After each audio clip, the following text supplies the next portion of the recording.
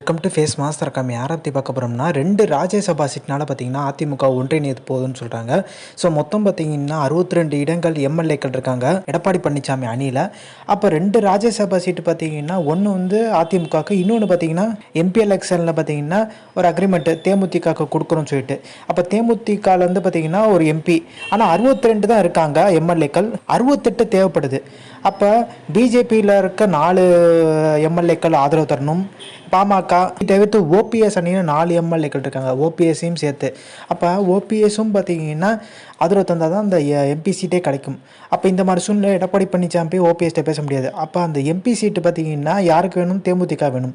தேமுதிகவில் போய் ஓபிஎஸ் அணிட்ட பாஜகட்ட பேச போகிறதா தகவல் வெளியே இருக்குது. கிட்டத்தட்ட எடப்பாடி பழனிசாமி வந்து பார்த்திங்கன்னா 2 ராஜ்யசபா சீட்டு இருக்குன்னு சொன்னோம்ல, அதில் ஒன்று அதிமுக, இன்னொன்று பார்த்திங்கன்னா தேமுதிகக்கு தர்றேன்னு சொல்லியிருந்தார்ல, அதுவே ஓபிஎஸ் ஆதரவோட தான் தர முடியுன்ற ஒரு சூழ்நிலை உருவாயிருச்சு.